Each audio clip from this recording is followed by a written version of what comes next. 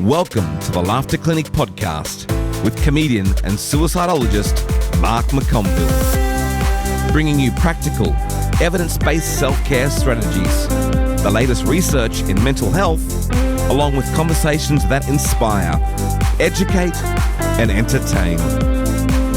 This is the Laughter Clinic podcast with your host, Mark McConville.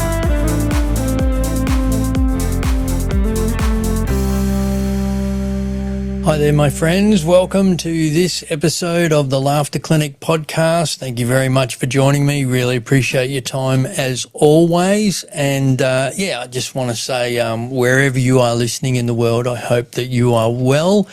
And just a quick bit of housekeeping before we get into what's going to happen today. So basically, you've just got me today and got a few things going on that I want to share with you because it's quite a milestone weekend, this, and I've got a couple of big news items that I want to share with you all. So, got a few things going on in this episode. So, firstly, thank you very much for tuning in. If you haven't already done so, please subscribe, follow us and all that sort of jazz. And, leave a review if you've been enjoying the content that we've been putting out, and leave a comment because we'd love to hear from you. Love for you to be engaged in some way. So what are we going to be chatting about today? Well, today, the 25th of April, is ANZAC Day in Australia. So we're going to have a bit of a chat about that, what ANZAC Day is and what it means to me personally. And then tomorrow is actually a milestone for me because it's in actual fact my 28-year anniversary since the first ever stand-up comedy gig that I did. So I'm going to have a bit of a chat about that. And then next week, coming up, I'm actually attending the National Suicide Prevention Conference here in Australia. So I'm going to have a bit of a chat about that. And then some big news in relation to a Churchill Fellowship application that I've put in and why now is the perfect time for me to do this because Australia's looking into implementing a social prescribing framework. So, it's interesting times here. So, as I said, ANZAC Day here in Australia. So I was up at 4:00 this morning and attended a ANZAC Day dawn service here on the Gold Coast, which is something that I attend every year. And so for those of you that don't know what ANZAC Day is, I think the best way for me to explain it is to actually recite the Requiem, which is something that is read at the beginning of every ANZAC Day service. So this will give you a real idea of what ANZAC Day means for Australians. So the Requiem goes as follows. On this day, above all days, we remember those men and women who died or suffered in the great tragedy of war. On the morning of April 25th, 1915, Australian and New Zealand troops landed under fire at Gallipoli, and it was then and in the violent campaign which followed that the ANZAC tradition was forged. The elements of that tradition have inspired and offered an enduring example to later generations of Australians. Each year, we pay homage not only to those original ANZACs, but to all who died or were disabled in the service to this country. They enrich our nation's history. Their hope was for the freedom of mankind, and we remember with pride their courage, their compassion, and their comradeship. They served on land and sea and in the air in many places throughout the world. Not only do we honour the memory of those Australians who have fallen in battle, we share the sorrow of those who have mourned them and all who have been the victims of armed conflict. On this day, we remember with sympathy those Australians who have suffered as prisoners of war and those who, because of war, have had their lives shortened or handicapped. We recall staunch friends and allies, and especially those of the first ANZAC Day. May we and our successors prove worthy of their sacrifice. So yes, the ANZAC Day Memorial Service, the dawn service, I got to tell you, it is an incredibly moving event when you go to one of these things. If you haven't been to one, I suggest that you go. And I've attended them in various parts of Australia, and I think one of the most incredibly moving ones. We had a dawn service at sea on one of the cruise ships I was working on, and we did it in Milne Bay in New Guinea, and it was incredibly powerful. And then, so it's obviously a day of remembrance. We have the dawn service. There were thousands of people at the Broadwater Parklands here on the Gold Coast this morning, and I've got to tell you, I think this service is getting bigger and bigger every year, the amount of people that are attending, and there are dawn services happening all around Australia. So they do a reef laying ceremony. You hear from different people. We obviously have the Australian national anthem, the New Zealand national anthem, which is beautiful too, by the way, and a pastor does some prayers as well. So, and then when it comes to a close, the ceremony, they recite what is called the ode, and this is an incredibly powerful short poem that was written. So the ode reads, "They shall grow not old, as we that are left grow old. Age shall not weary them, nor the years condemn. At the going down of the sun, and in the morning, we will remember them, lest we forget." And then a lone bugler plays the last post.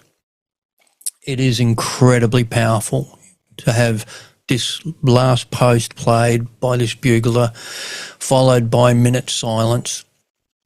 And this is a moment to pause, to reflect and honour the commitment and the courage of our veterans.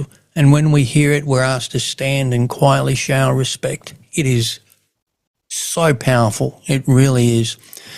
And I think one of the reasons why these dawn services are being really, I tell you what was really powerful this morning, and I noticed that the last few years, so many people are bringing their kids along, for the next generation of Australians and New Zealanders to educate them on why this day is important, I think is very powerful. It's so good to see so many people bringing their kids along.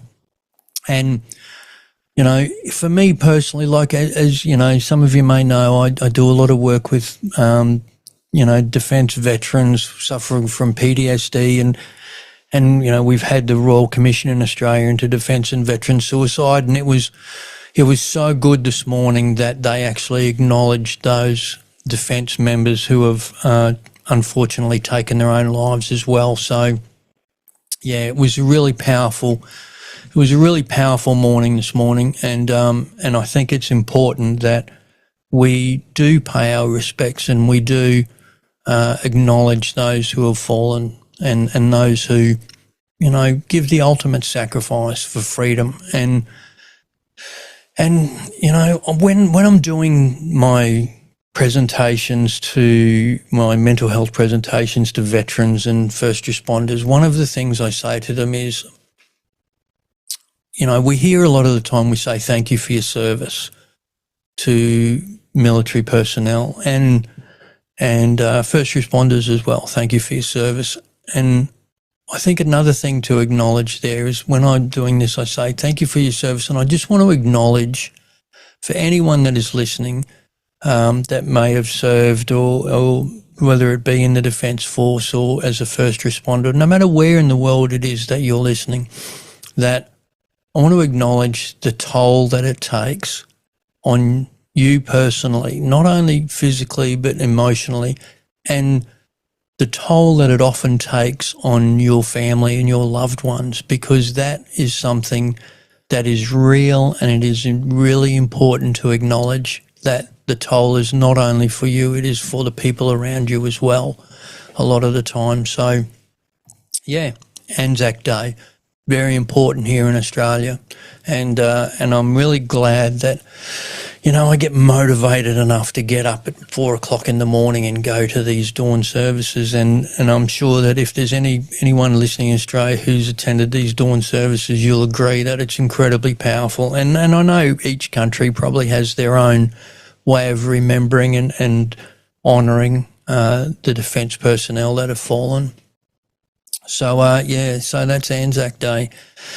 And then tomorrow, the 26th of April, well, this one, every year this comes around. So this weekend is one of real reflection for me personally, because obviously, you know, ANZAC Day is a time of reflection, but then also the very next day, April 26 is my anniversary from the very first stand-up comedy gig I ever did back in 1998. It was at the Hamilton Town Hall in Brisbane on a Sunday night as part of the acting course that I was doing at the time. And, you know, I did about 10 minutes of stand-up to about 90 or so friends and family of all the students. And it was, you know, it wasn't something that I planned. I never planned to be a comedian. It was just, you know, you might have heard me tell the story about how the Dean of the Actors Conservatory, Marcus Hogan, really, you know, highlighted to me a few days after that performance. He said, mate, comedy is clearly your thing. You need to really start to pursue a career in that and, you know, continue to do the acting course. But, you know, doing stand-up is something that you really want to pursue. So it's amazing how 28 years has gone past, you know, like, and your career takes such a turn so many different ways, you know, like I'm sure there's people listening that have, you know, started out with one thing in mind that they're going to do, and then something has happened and you've pivoted, or you've just been drawn in another direction. And I suppose if I've got a message here in reflection of this 28-year comedy career, it's that you never know where you're going to end up doing anything in any career. You know, like you may be thinking, oh, I don't want, you know, am I going to be stuck doing this job forever? Well, you might not be, because you never really know what's going to happen. There is no way in the world I would have imagined when I started doing stand-up that in 2015 I would end up going to university and doing a master's degree in suicidology and working in suicide prevention and bringing, you know, humour, laughter and comedy into that field as a means of preventing suicide. There was no way in the world I could have possibly envisaged that. And, you know, because for so many years I was just going around doing my thing. I was doing gigs, you know, I was tripping around Brisbane, Sydney, Melbourne mainly, doing stand-up comedy shows in comedy clubs and pubs and different venues.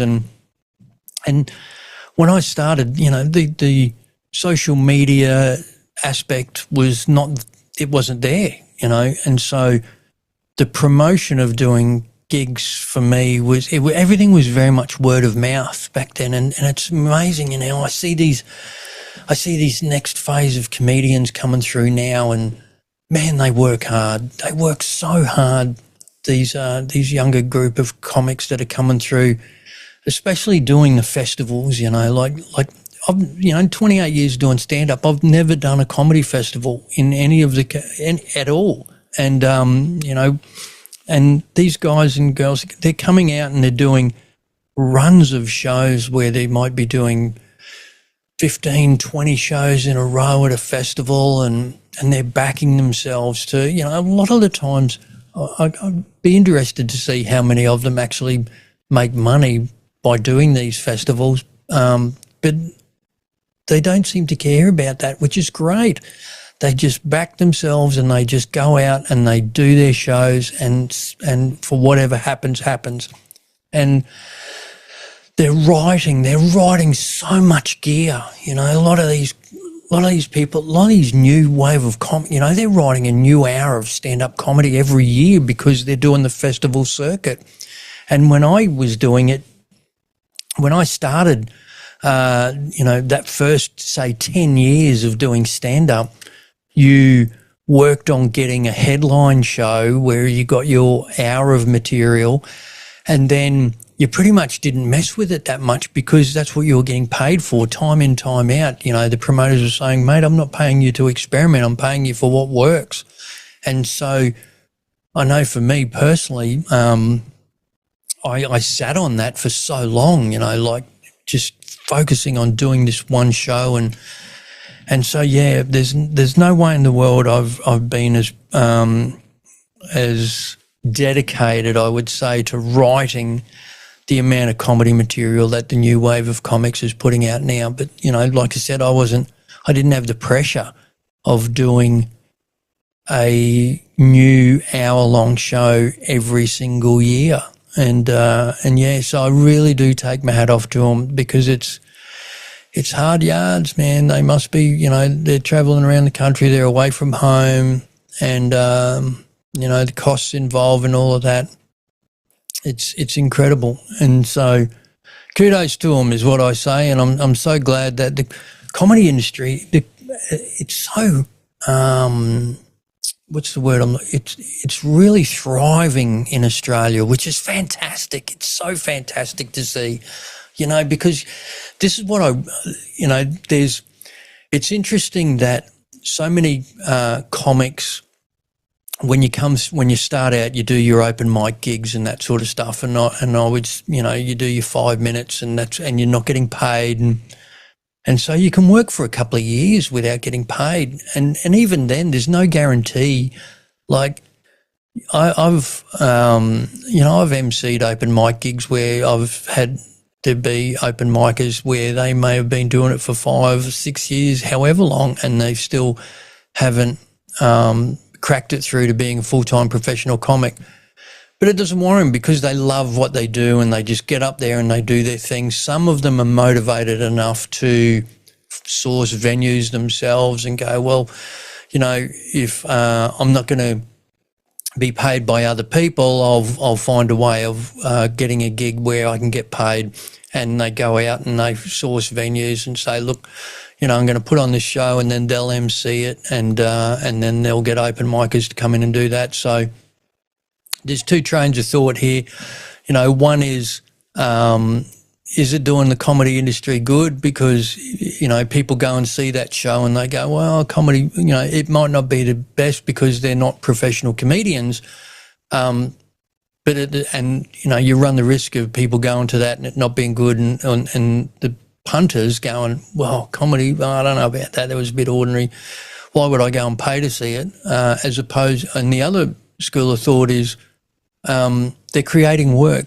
They're creating work for themselves, which is fantastic. They're backing themselves, and, you know, they're progressing the art of stand-up comedy because they're providing, I should say, more venues and more diverse venues for newcomers to the industry to perform in.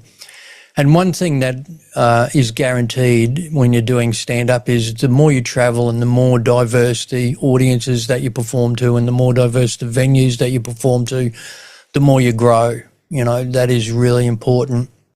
And so, yeah, you know, for me now, you know, where I'm at, as you know, I'm really focusing on the mental health side of, you know, making people laugh and the benefits and all that. But 28 years in, I still love it. I still love getting on stage and making people laugh. It is honestly the best job in the world, and it is so fulfilling. And yeah, so I'm really glad that the comedy industry in Australia is thriving, and I'm really glad that there are so many newcomers to the industry that are just smashing it out of the park, doing great shows, and the festivals are thriving. You know, like I said, I haven't done them, but I know people that do them, and they're pumping, Melbourne Comedy Festival, Adelaide Fringe, Perth's got its own, Brisbane Comedy Festival, Sydney, it's a real big thing in Australia, the comedy festival. So, I'm really happy that the way that's panned out. So,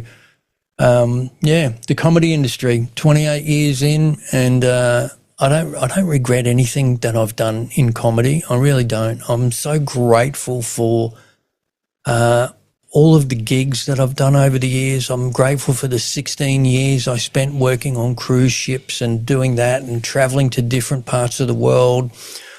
Working on cruise ships allowed me to travel to places that I would never have gone, and they're great gigs working on cruise ships. You've got a 1,000-seat theatre and people come in late at night and they want to see an adults-only show, and you just get out there and smash it out. And, because working on land, I didn't get to work on land at a 1,000-seat theatre, so, my time on cruise ships, that 16 years was really good. So I kind of went, open mic for a few years, travelling around, doing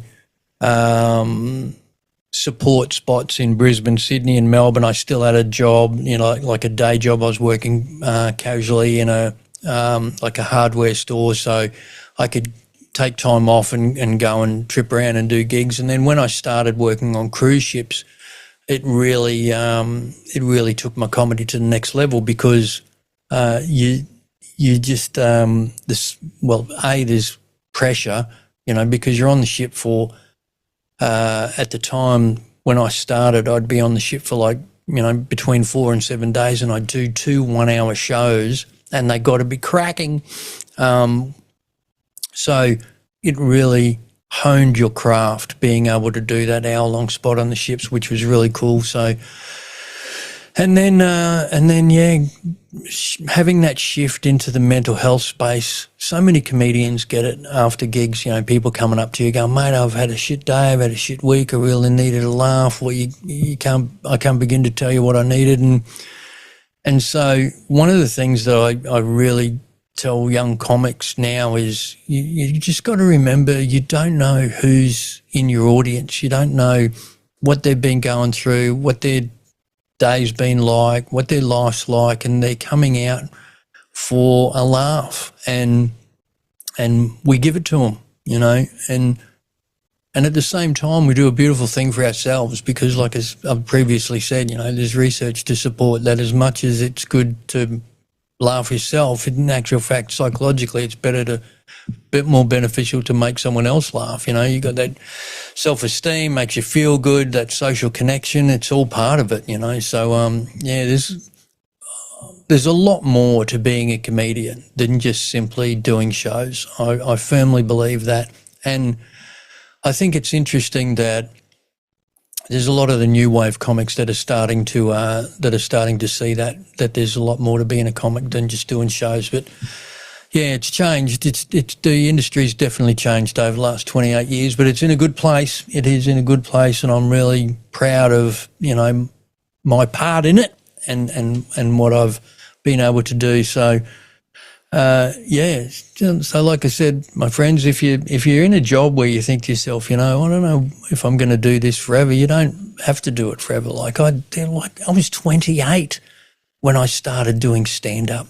I was working in an engineering factory out of school. I spent, nearly like a decade or so as a sales rep working on building sites and stuff, and then I go, I want to be an actor, and doing the acting course and stuff. So, you never know, back yourself, because, that was a big risk for me. When I was 31 when I quit my full-time job to pursue a career in stand-up, 2001 it was. And sometimes you just got to back yourself, because you never know. You don't want to die wondering what would happen if what would happen if I gave it a crack. Well, give it a crack. Give it a crack is what I say, whatever it is that you want to do. So 28 years, it's a milestone. It is quite a personal achievement for me. So I am really proud of still being here. So And so what are your milestones if you've got a big milestone coming up, and celebrate it. Celebrate the milestones, I reckon, even if it's a year, even if it's a couple of years, especially if it's doing something that you love and you think to yourself, I'm really proud of myself for backing myself here, and celebrate it. Celebrate it. I think that's really important. And like I said, this kind of leads into the next thing that I want to chat about is, when I was saying about how you never know where your career is going to go, I never thought in my wildest dreams that I would be working in the field of suicide prevention. And now I find myself, so this week coming up, in a couple of days' time, I'll be flying to Sydney to be a delegate at the Suicide Prevention Australia National Conference. So this is Suicide Prevention Australia is like the peak body in Australia when it comes to the suicide prevention sector. And they do these conferences every year. And the last one, the only one that I've actually attended was when I first started to be interested in this intersection between mental health, suicide prevention, and the role of humour and laughter and comedy to help prevent suicide. So I think it was around 2012 or 2013 was the conference that I attended, and it was really small at the time. I think it was just, there might have been a few conferences in, they were just starting it up, and I remember being so overwhelmed by the information back then, and it was a couple of days and I came away from it being really feeling heavy from all of the information that I'd been taking in, and the statistics and the numbers, and just reminding ourselves that these are people, that have unfortunately taken their own lives. So it really put a fire in my belly attending that conference back then, and then obviously going to uni and doing everything else after that. So, and for me, a lot of the conferences that I go to now, I speak at. And so this is the first time since then, back in 2012-13, that I will be going to the conference wholly and solely as a delegate, as a participant. I'm not presenting at it, I'm not emceeing it, I'm not doing a workshop, I'm not doing any of that. I'm just wholly and solely going there to learn and to connect with other people that work in this very challenging field. And there'll be about 1,000 delegates at this conference this year. It's huge, and we will be listening to and learning from world leaders in the field of suicide prevention. So I really am looking forward to just being able to not have the pressure of having to present or having to, run a workshop or any of that sort of stuff, and to just go and soak it all in and get all of the latest information and the latest resources, and connect with people from not only Australia but around the world. And service providers, practitioners, researchers. So research is so important. Lived experience is a massive thing in the field of suicide prevention. And we all come together. 1,000 of us coming together with a united effort, because we all have one thing in goal, one goal in mind: to save more lives. So, I am very confident that I will not only gain some more knowledge that I can share with you guys through the podcast. I'm also, and obviously in my live presentations, but I'm also confident that I will make some connections with some really cool and interesting people that I can hopefully bring you as guests on the podcast in the future. So it's going to be really, I'm really looking forward to this, and I'm bracing myself because it's 3 full days of a lot of information. So I'm going to do my best to take in as much as I can, and I'm going to do my best to connect with as many people as I can and network and hopefully line up some really amazing guests for you guys, for you listeners that are interested in the field of mental health and specifically suicide prevention. So I'll get back to you on that. We'll do a bit of a wrap up as to how the conference was for me. So that's what's happening on this week coming up. And then another thing that I want to share with you is, in actual fact, a couple of days ago, I submitted an application for a Churchill Fellowship. Now, this is quite a big thing for me. I've been kind of umming and ahhing about this for a couple of years, and the timing is right now. So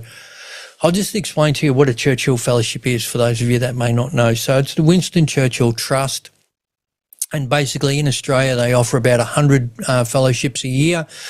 And you have to submit an application with an idea that involves going to another country to learn and study something that isn't being done in your own country, and getting that knowledge and being able to bring it back to your home country for the benefit of communities and the population.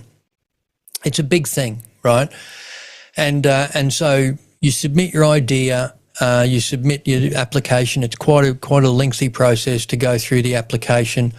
And if they approve you, they then fund the Churchill Trust, Winston Churchill Trust, will pay for your trip, basically. So they will pay for all of your airfares, your accommodation, like transfers and meal allowance, that sort of stuff. So it's a big deal pulling off one of these things. So I've actually, I want to read to you my, because I'm not going to go through the whole application, right? But I just want to give you the aim of my project and the project description that I submitted. So, and then we'll talk about why it is that this is a perfect time. So the aim of my project, my friends, for my Churchill Fellowship application, to study comedy-based mental health programs in the USA, Canada, and the UK, to implement an Australian version.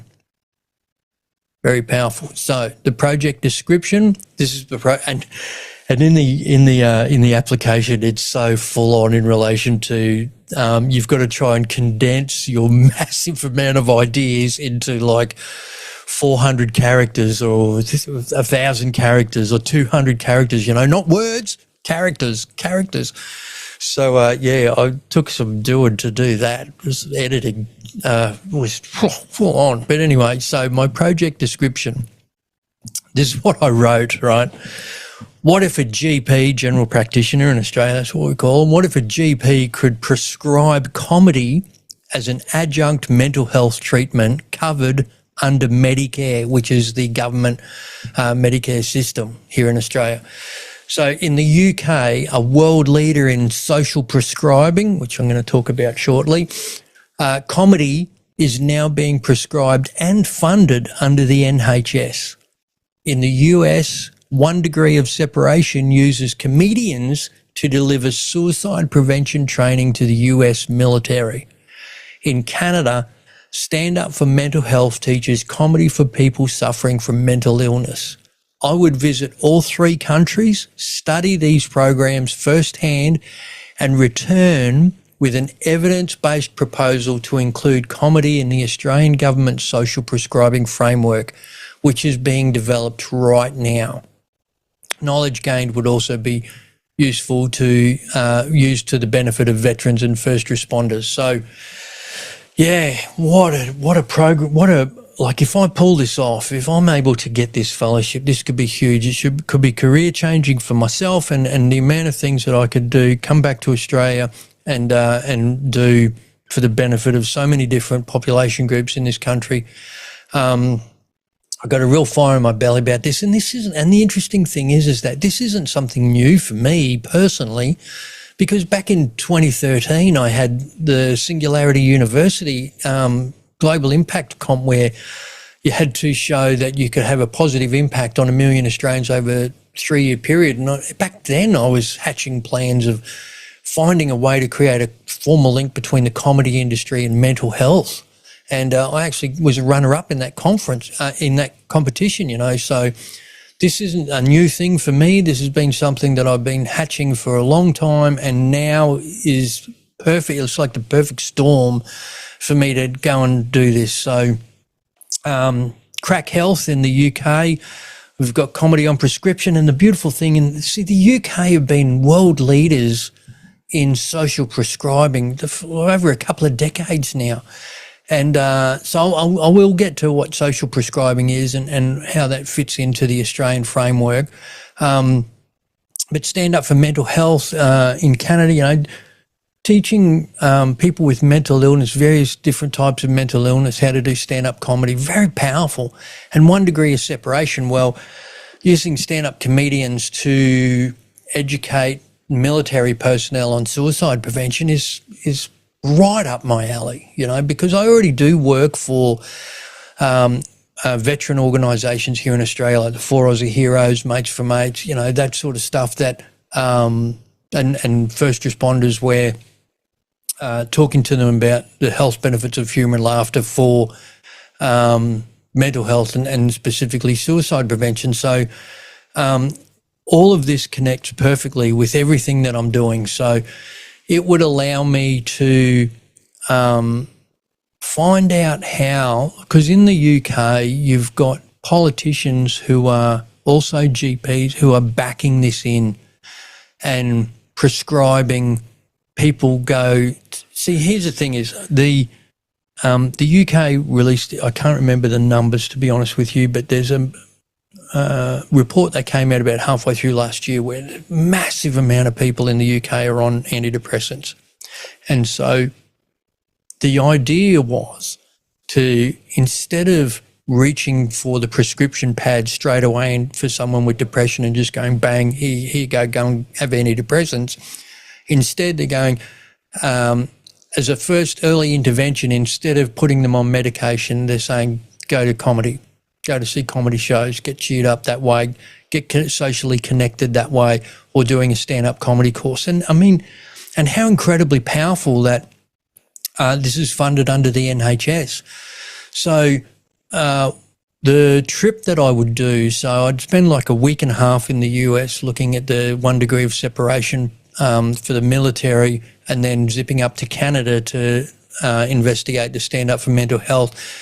But the big section of the trip is about 4 weeks in the UK, because that's the model that I really want to try and find a way to replicate, to bring back to Australia at a time when the Australian government is investigating this right now. So being able to find a way to replicate that model that's happening in the UK and bring it back to Australia is really my goal here for the Churchill Fellowship. So yes, the application is in. I submitted it the other day, and if I progress through to the next round, I will go for an interview with a panel sometime in July, and then if they like that and I progress even further, they announce the 100-odd people that they will give fellowships to sometime in September, and then the Churchill Fellowship pays for you to then go to Canberra for 2 days in October for like an onboarding session for 2 days.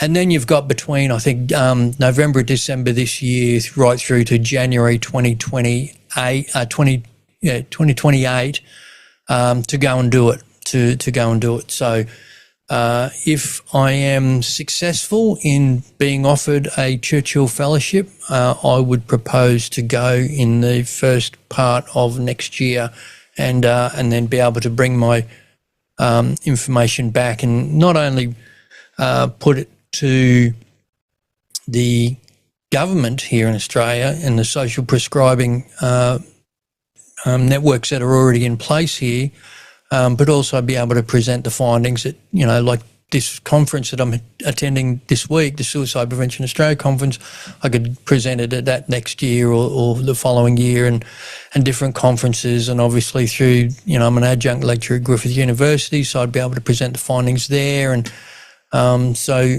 yeah, it could be quite huge. So I'll tell you why the timing is perfect for this, right? So, like I said, I've been thinking about applying for a Churchill Fellowship for a couple of years now. But the reason why now is the perfect time is because social prescribing is being investigated right now by the Australian federal government. In last year, they commissioned a feasibility study to look into social prescribing. So it's like it was released in November last year to 2025, and it's called the Social Prescribing. The report is called Social Prescribing in the Australian Context, a National Feasibility Study Report. 108-page document, massive. So for those of you that don't know what social prescribing is, I've got a couple of definitions here. So social prescribing involves the practice of individuals being referred to a range of social supports, community-based programs and services other than let me rectify that. Community-based programs and services and other non-clinical interventions to improve health and well-being. See, this is the key aspect of social prescribing is it is a non-clinical intervention to improve health and well-being. Social prescribing is a means for trusted individuals in clinical and community settings to identify that a person has non-medical health-related social needs. See, that's really important, social needs, and to subsequently connect them to non-clinical supports and services within the community by co-producing a social prescription, a non-medical prescription, to improve health and well-being and strengthen community connections. See, because we know loneliness is an epidemic around the world, so many people in the mental health space talk about the fact that we're more connected than ever before through our smart devices, and yet it's the loneliness epidemic, So social prescribing aims to improve health and well-being for individuals by addressing unmet non-clinical needs which are known to influence health outcomes. So there's 4 categories that are main intervention types when it comes to social prescribing. So firstly, you've got physical activity, for example, right? So exercise groups, community dance classes, that sort of stuff. And then you've got arts, culture and heritage. This is where comedy would come in, right, under this category, arts, culture and heritage. So like art, music classes, community-based cultural activities, like attending stand-up comedy workshop, attending a stand-up comedy show, that falls under the arts, culture and heritage intervention type. And then you've got nature-based prescribing. So things that get people outdoors, bushwalking, gardening programs, surfing classes, doing anything, beach walking, any of that sort of stuff, anything that gets you outside and engaged with nature, very important. And I think, there's a Pulse episode that I did recently that supports the mental health benefits of engaging in nature. So I think that was a couple of weeks ago I did that Pulse episode that talks about that. And then the 4th category is advice and information. So where you've got like community legal services, helping to support housing and support services for people in need. So, it's really big. And the UK government is, the UK, like I said, world leaders, and that's why that's the place that I need to go to look at how comedy on prescription, which is done primarily through an organisation called Crack Health, which I have actually spoken about previously in the podcast. I think I spoke about a Crack Health article in the UK news probably about 6 months ago, and just see how it is that model is implemented over there, and the best way to replicate this in Australia. So, like I said, it's a perfect storm, and it's perfect timing to do this, to go over and bring it back at a time when the government is investigating implementing a social prescribing framework for Australia. So we could really change the entire way that mental health support is delivered in Australia by introducing a organised social prescribing framework and network of providers around the country. So watch this space, my friends, social prescribing in Australia. Oh, wouldn't that be exciting? Seriously. So, but yeah, and here's the thing, right, is aside, I'm doing this work anyway, right? If I get a Churchill Fellowship, fantastic, I get to go overseas and do this and bring it back to Australia. That would be the ultimate. But at the end of the day, whether I secure a fellowship or not, I'm still doing this work, right? I'm still doing this work by going out and engaging with, communities, everyone from men's sheds to mining companies, and talking to them about the mental health benefits of humour and laughter and social engagement, So, but for you, the dear listener, you can socially prescribe this sort of stuff for yourself, exercise groups, dance classes, arts, culture, music, engaging with your community in some way, getting out nature-based,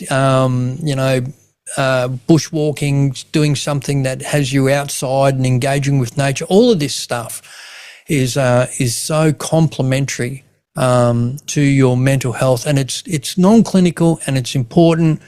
And it has proven evidence-based benefits. So social prescribing, give yourself a prescription of doing something, So think to yourself, what am I going to do? What can I do? What physical activity can I do? Is there something that I can do? Is there an exercise group, a yoga class that does it down at the beach, which is the ultimate, or something. So what can you socially prescribe for yourself is where I'm going with this. So, very exciting times, my friends, very exciting times. So, I'm not going to keep you any longer because I just really wanted to have a chat to you about this weekend and what's coming up, because it's been a big few days, obviously, ANZAC Day today, very significant here in Australia and New Zealand, ANZAC Day. My stand-up comedy anniversary, 28 years tomorrow. I haven't decided how I'm going to celebrate it yet, but I always do something to acknowledge the day. And, I'm probably going to be doing a lot of prep for heading to Sydney for the week, because we've got the big Suicide Prevention Australia conference, national conference. Being part of that for the week is going to be huge. I'm really, really looking forward to that. And as I said, what information that I can learn and take in, and what people that I can connect with from around the world. Because you hear from so many people at these conferences. You don't only hear from, local people from Australia that work in this space, but we've got so many international guests coming in to speak. So, I'm really going to do my best to, network my ass off and try and find a way to bring you some really cool guests onto the podcast. So that'd be great. And social prescribing and the Churchill Fellowship. So I will keep you posted as to they say that if I progress through to the next round, that you get an email notification to let you know if you progress through the next round to get an interview. So if I secure an interview, my friends, I will let you know. And so, like I said, interviews would take place halfway through July, and then September I would know if I've secured one or not. But I'm doing this work anyway. So because this is my life's purpose, and I get a lot out of it, and anything that I can do to help people is really where I'm going with this. So that's it, my friends, for today, for this week. Wherever you are listening in the world, I hope you're well, and give yourself a social prescription for something. Remember and just take a moment to acknowledge those people that have made the ultimate sacrifice for our country. And if you've got a milestone coming up, celebrate it, because you never know. And like I said, your career could pivot at the drop of a hat. You'll never know where your life's going to lead.